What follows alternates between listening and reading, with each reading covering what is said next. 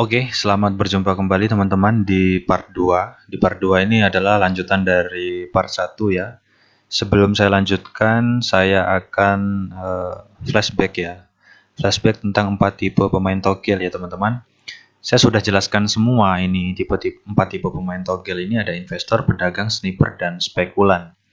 Nah, jadi sampai di sini teman-teman itu langsung bisa memahami diri kalian itu di tipe yang apa gitu ya. Kalian itu sebagai tipe apa bermain itu. Nah, saya pribadi itu sebagai tipe pedagang, teman-teman. Jadi saya itu saya memiliki rumus perhitungan dan manajemen paten ya. Kemudian target keuntungan saya itu 5 sampai 6 kali lipat karena yang saya gunakan itu rumus 16 line, teman-teman. Jadi 16 line. Jadi kalau 100 angka ya, dari 00 sampai 99, itu kalau dibagi berapa namanya? Dibagi 6 ya. Kalau dibagi 6, sebentar saya hitung ya, 100 dibagi 6. Nah, itu hasilnya kan 16,6 ya, teman-teman. Dan rumus saya itu 16 line ya. Jadi kalau 16 line itu berarti 6 kali lipat gitu aja. Dan itu paten, saya tidak pernah ganti-ganti rumus. Ya, ini hanya sharing.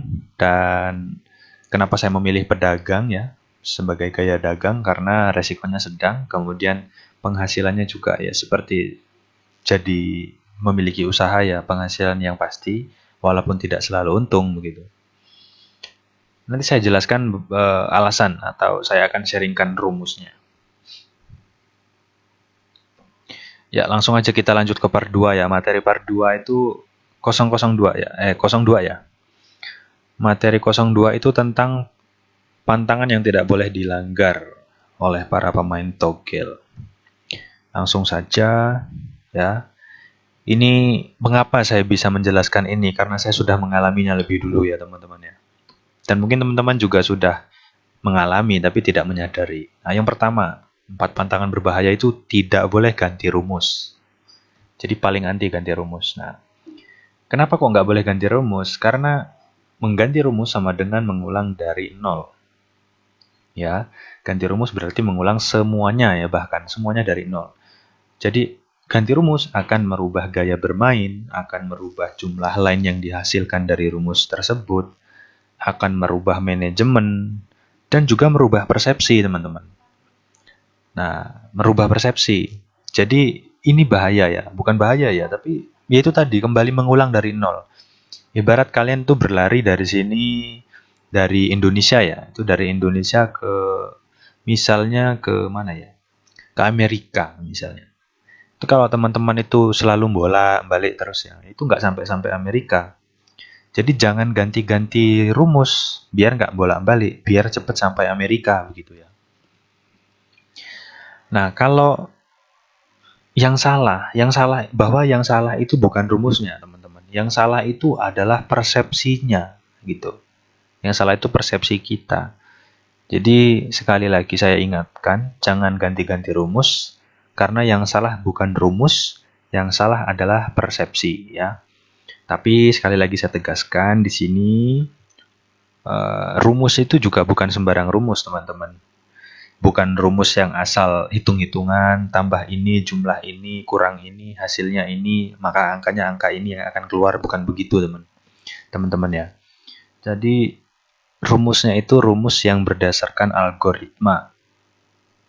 Jadi yang harus pertama kali teman-teman pahami itu adalah algoritma togel itu sendiri. Ya, jadi pernah dulu saya buatkan materi tentang algoritma. Nah, kalau sudah paham algoritma, baru teman-teman akan menciptakan atau menemukan sebuah rumus yang paten gitu. Kalau udah paten ya nggak bakal ganti-ganti kan begitu. Yang kedua, itu tidak boleh ganti manajemen. Itu pantangan yang kedua. Karena kalau ganti manajemen ini pasti bangkrut. Di sini saya jelaskan ya. Ini lambangnya ini baterai lowbat ya. Pasti bangkrut. Siap-siap bangkrut kalau ganti-ganti manajemen. Karena manajemen paling aman adalah manajemen dagang ya. Itu versi saya ya teman-teman ya. Terserah kalian mau pakai yang mana. Sebenarnya yang paling aman sekali, paling dingin itu ya manajemen investasi. atau kalian menjadi tipe pemain investasi, investor ya. Tapi sekali lagi untungnya ya dikit banget, tapi memang pasti untung gitu kan. Jadi kalau kenapa memilih manajemen dagang ya, versi saya, karena manajemen dagang itu untung dan rugi itu bisa disetting, jadi gitu ya. Jadi antara untung dan rugi itu bisa disetting sesuai dengan kebutuhan kita. Jadi begitu. Bisa disetting sesuai dengan kesiapan diri begitu kan. Jadi nggak ngerusak mental iya, dapat untung iya gitu kan, nggak ganggu psikologi juga iya gitu teman-teman. Nah, itu versi saya ya. Silahkan dipakai monggo, nggak dipakai juga monggo. Jadi saya menjelaskan apa yang sudah saya alami saja. Nah, pantangan berikutnya ini martingale, teman-teman. Nah, sekali lagi, ini saya menuliskan ini karena saya sudah mengalaminya semua ya. Jadi saya bisa menceritakannya, sehingga saya buatkan materi ini kepada teman-teman semua, tanpa satupun yang tertinggal ya.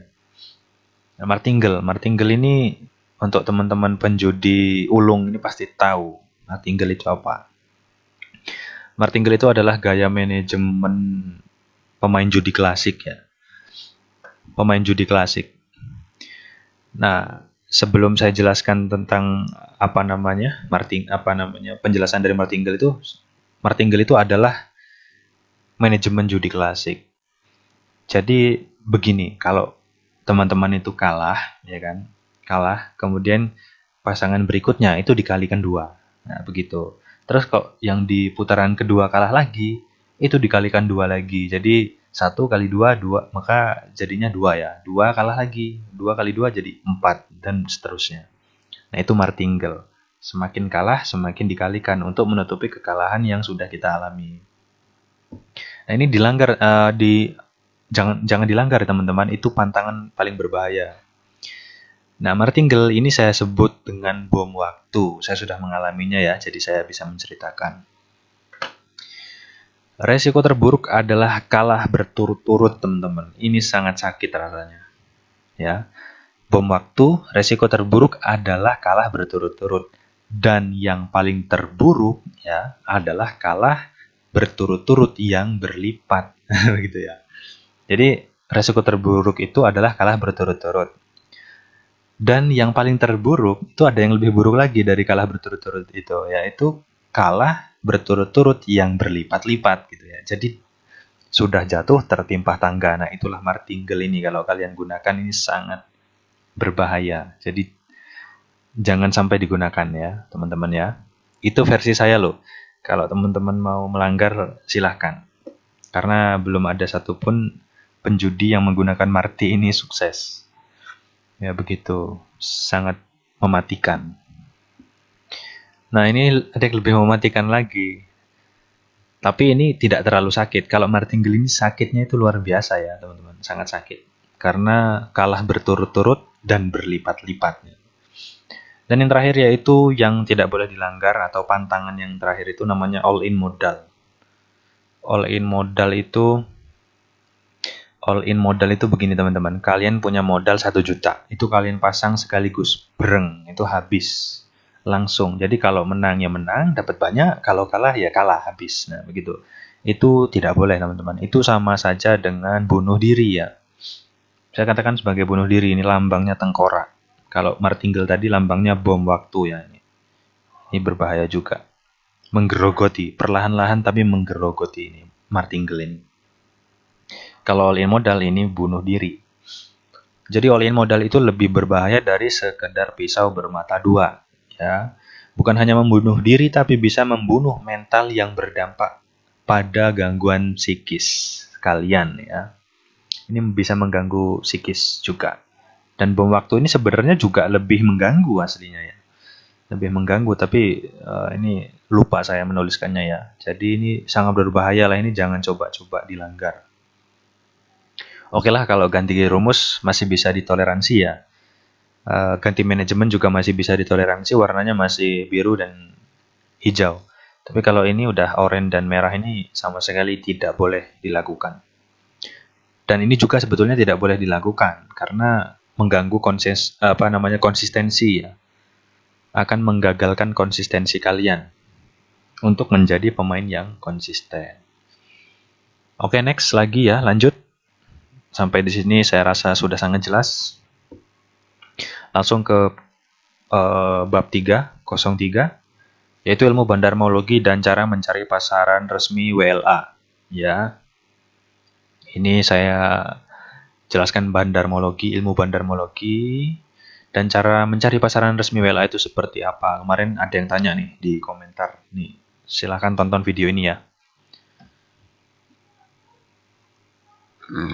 Maaf ya teman-teman ya, kekenyangan. Nah, ini bandar mah bebas ya. Ini ilmu bandarmologi. Bandar mah bebas, jadi terserah ya, terserah bandar. Begitu. Nah, ini persentasenya. Yang perlu teman-teman ketahui itu bandar itu mengeluarkan angka itu nggak sembarangan angka, jadi ada persentasenya. Yang dikeluarkan bandar itu ada 3 tipe angka, yaitu angka mati, angka lemah, dan angka kuat, teman-teman. Jadi kalau kita ngerumus itu kan selalu mendapatkan 3 angka ini ya, angka mati, angka lemah, dan angka kuat. Angka mati ya sudah tahu ya, angka yang pasti tidak mungkin keluar, yang kita yakini nggak bakal keluar angka mati. Angka lemah itu ya angka yang sangat kecil ya peluangnya untuk keluar itu. Biasanya ragu-ragu kita. Kemudian angka kuat. Angka kuat itu ya angka yang mungkin yang pasti keluar lah, angka yang kuat. Sudah tahu ya. Nah, jadi ini menyikapi ini bagaimana? Jadi tugas kita adalah ya kan, merubah probability 33% ya. Karena bandar itu kan mengeluarkan angka itu ada 3 macam ya. Ada angka mati, angka lemah, dan angka kuat. Nah, jadi kalau 100 line itu kan 00 sampai 99 ya, dibagi 3 itu kan hasilnya kan 33,3 ya. Makanya saya katakan tugas kita merubah probability 33% tadi, ini salah satu ya, ini menjadi 50%. Gunanya untuk memperkecil resiko atau kerugian gitu ya. Untuk memperkecil opsi ya. Ini bukan ya, memperkecil resiko juga memperkecil opsi atau memperkecil pilihan. Harusnya kita kan milih 3 pilihan nih. Kita harus milih angka mati, angka lemah, angka kuat. Nah, tugas kita adalah merubah 3 pilihan ini menjadi hanya 2 pilihan, begitu ya. Yang keluar yang mana nih, angka mati atau angka kuat nih, begitu kan. Tapi kalau saya ya teman-teman, itu bisa menghasilkan jumlah angka 16 line. Nah, ini versi saya teman-teman ya. Kalau teman-teman kan untuk merubah 3 pilihan ini menjadi 2 pilihan kan berarti kalau 100 line itu dibagi 2 kan 50 ya teman-teman ya. Berarti kalau memilih antara angka mana yang akan keluar, berarti kan antara misal dibagi 2 menjadi 2 pilihan, misalnya angka besar dan angka kecil misalnya. Angka besar itu adalah angka yang di atas 50, kemudian angka kecil adalah angka yang di bawah 50. Berarti kan kalau kita milih angka kecil nih, berarti ada angka yang di bawah 50 kan. Nah, berarti itu 50 line kan, begitu. Jadi kalian itu memilih 50 line. Itu simpelnya ya, simpelnya. Tapi kalau saya itu punya rumus paten, di mana saya itu memiliki 16 line, rumus untuk menghasilkan 16 line, tapi dengan 16 line itu kemungkinannya 50%, begitu. Nah, itu hebatnya ya teman-teman ya. Ya, semua berdasarkan pengalaman dan kematangan manajemen saya dapatkan. Saya bisa dapatkan itu gitu ya. Dan teman-teman saya rasakan pasti juga bisa mendapatkan rumus seperti itu. Tinggal di bermain akal saja ya, bermain kecerdasan ya. Harus cerdas, harus pintar ngitung gitu. Nah, tugas kita adalah merubah probability 33% menjadi 50% untuk memperkecil resiko. Jadi cuma ada 2 kemungkinan, menang atau kalah gitu. Jadi di rumusan saya itu cukup milih 16 angka dan itu sudah bisa menentukan kemenangan 50%. Kalau nggak 16 angka yang ini, ya 16 angka yang itu yang akan keluar. Jadi cuma ada 2 pilihan. Nah, itu rumus saya. Dan nanti akan kita bahas tentang rumus ya, akan saya share. Nah, setting 16 line yang mempunyai kekuatan probability 50%, yaitu dari 16 line angka yang kita pasang memiliki kekuatan kemungkinan sebesar 50%. Jadi kalau teman-teman itu mau mengikuti gaya saya, ya teman-teman harus bisa men-setting atau menemukan rumus. Bagaimana caranya menemukan rumus 16 line tapi memiliki kemungkinan probability sebesar 50% gitu ya. Ini kalau yang punya ilmu ekonomi pasti mudeng ya teman-teman. Kalau nggak mudeng, diulang-ulang saja video ini. Pasti nanti akan mudeng. Oke, kita lanjut. Ya, ini tentang bandarmologi. Clear ya tentang bandarmologi ya. Jadi bandar itu mengeluarkan 3 kemungkinan dan tugas kita agar kita bisa mengalahkan bandar, maka kita harus merubah 3 kemungkinan ini menjadi 2 kemungkinan saja begitu. Dan kalau mau jitu ya harus menciptakan 16 line yang memiliki kekuatan probability 50% ya. Lanjut. Nah, berikutnya adalah cara cek pasaran resmi WLA. Nah, WLA itu sudah saya jelaskan tadi di awal, itu namanya kepanjangan dari World Lottery Association ya, logonya seperti ini. Caranya bagaimana? Kita yang pertama harus membuka website WLA. Caranya sangat mudah, silahkan buka websitenya. Ini websitenya teman-teman, www.worldlotteries.org ya. Jangan sampai salah nih, www.world ya, strip lotteries ya, double T. Jangan salah nih, titik lagi, ini titik kecil nggak kelihatan ya, .org. Ini bisa dibuka di PC ya, bisa dibuka di smartphone juga. Nah, ini saya tuliskan nih. Website ini bisa dibuka di smartphone atau di PC ya. Cara ini penting ya Anda pelajari karena sangat berpengaruh pada kemenangan. Kenapa kok ini berpengaruh pada kemenangan? Karena pasaran yang terdaftar di WLA itu 0% risiko bandar curangnya itu ya. Jadi nggak ada bandar curang karena angka yang dikeluarkan itu adalah angka berdasarkan bola yang diputar atau diacak random ya. Atau diundi begitu. Bukan angka yang semau-mau gitu, yang ketika kita bom terus angkanya berubah, bandar mengeluarkan angka semau-mau, itu bukan teman-teman. Jadi kalau kita mau main bom besar, itu main saja di pasaran yang terdaftar di WLA. Kalau nggak terdaftar di WLA, ya angka itu digerakkan oleh bandar teman-teman. Kalian itu memang harusnya angka itu akan keluar misalnya 95 misalnya. Itu pasti nggak mungkin berubah. Tapi berhubung kalian itu ngebomnya terlalu besar, mungkin kali 1 juta atau kali 2 juta, jadi angka itu dirubah oleh bandar. Jadi angka itu nggak jadi keluar deh kan gitu. Nah, itu pentingnya kenapa kita harus bermain di WLA ya. Nah, nih. Saya kasih bocoran juga nih, pasaran resmi WLA di Indonesia ya. Berdasarkan pengalaman riset saya pribadi, pasaran resmi WLA yang ada di Indonesia itu cuma ada 2 guys. Cuma Magnum 4D dan Singapura 4D. Jadi cuma ada 2. Ya. Kalau misalnya teman-teman mau riset lagi, silakan. Kayaknya sih ada lagi nih gitu. Jadi cuma ada 2 Magnum dan Singapura. Oh ya, kemarin tuh ada yang tanya juga di komentar, itu kalau Sydney sama HK atau Hong Kong itu resmi nggak itu Bang, katanya gitu kan. Kalau Sydney itu nggak ada guys di WLA. Saya pernah cek, itu nggak ada. Sydney itu tidak ada. Ya, dan Sydney Pulse ya, dan Hong Kong Pulse itu nggak ada di WLA. Nah, ada pasaran resmi Hong Kong itu ada, namanya itu websitenya HKJC ya, HKJC apa gitu. Nah, itu silakan teman-teman bisa cari di Google, itu coba cari HKJC, itu kepanjangan dari Hong Kong Jockey Club, nah kalau nggak salah ya. Nah, itu yang resmi Hong Kong itu, bukan Hong Kong Pulse yang sering kita temui di Indonesia. HK itu bukan ya teman-teman ya, jadi hati-hati.